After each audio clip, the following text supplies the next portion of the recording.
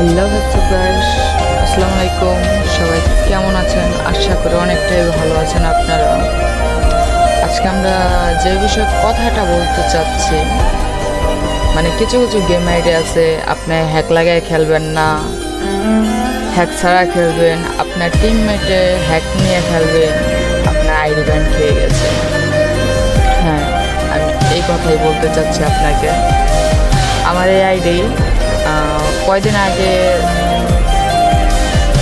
কয়দিন আগে আপনার হয়ে গেছিলো, আইডিটা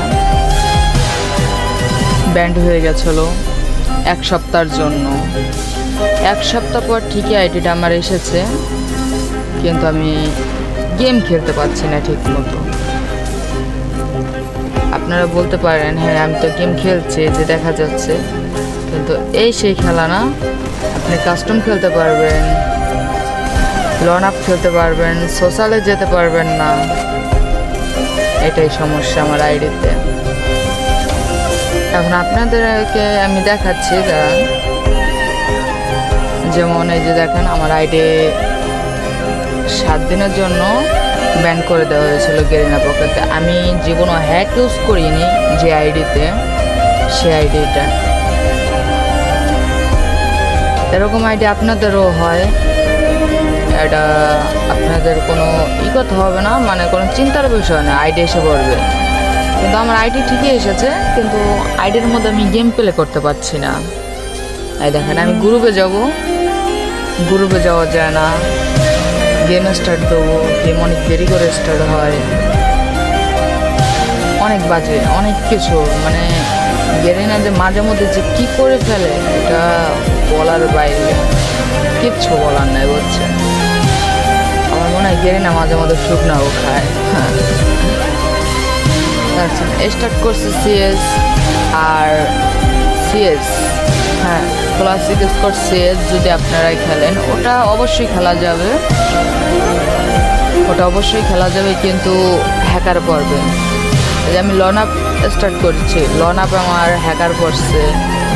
আর আইডি যদি আপনার ব্যান্ড হয়ে যায় 7 দিনের জন্য, আইডি যদি আসে, কিন্তু গেম প্লে করবেন না। গেম যদি খেলেন, আবার আগে তো 7 দিন দিয়েছে, আর তারপর 7 দিন দেবে না, তারপর দিয়ে দেবে 30 দিনের জন্য। তার জন্য আপনাদের গেম যেটা বলতে চাচ্ছি, আপনারা গেম প্লে করবেন না আইডি দিয়ে। এই যে আমি গেম খেলছি লন আপে আমার হ্যাকার পড়ে গেছে ভাই, কি আর বলবো। লন আপে হ্যাকার পড়ে, সিএসএ হ্যাকার পড়ে, আর ক্লাসিক স্কোর, বিআর র্যাঙ্ক এগুলো স্টার্ট হবে না। আর আপনাদের যদি 7 দিনের জন্য আইডি ব্যান্ড হয়ে থাকে, তাহলে ভয় পাওয়ার কিছু না, আপনার আইডি এসে পড়বে। আপনাদেরকে একটাই কথা বলতে চাচ্ছি, আপনারা কোনো সময় এই আইডি দিয়ে সিএস স্টার্ট করবেন না। সিএস স্টার্ট অবশ্যই হবে, কিন্তু হ্যাকার পড়বে, হ্যাকারের কারণে আপনার মাইনাস কমে যাবে, তার জন্য আইডি ব্যান্ড হওয়ার ভয় আছে। কারণ আমি এই আইডি দিয়ে সিএস খেলার সময় আমার সাথে 2বার হ্যাকার পড়ছে, দুবার আমার পাশে পড়ে না, ওই পাশে পড়ছে, 2বার হ্যাকার পড়ছে। আমার ভাই কষ্টের আইডি ভাই, আইডি যদি কিছু হয়ে যেত ভাই, আর জিন্দেগিতে আমি গেমই খেলতাম না।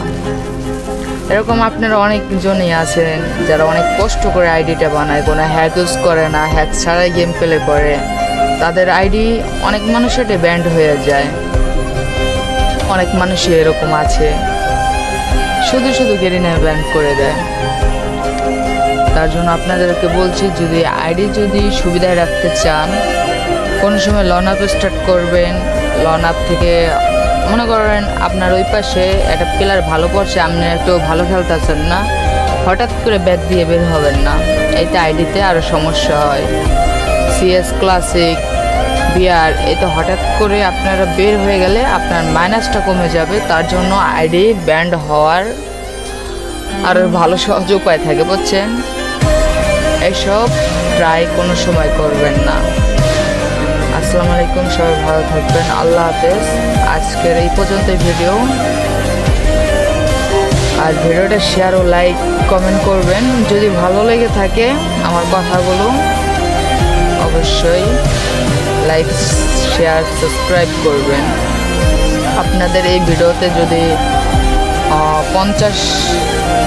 পঞ্চাশটা যদি সাবস্ক্রাইব হয় তাহলে আপনাদের জন্য 5টা উইকলি আছে। আল্লাহ হাফেজ, ভালো থাকবেন। Bye bye. আজান দিচ্ছে তো, তার জন্য ভিডিওটা তাড়াতাড়ি শেষ করছি।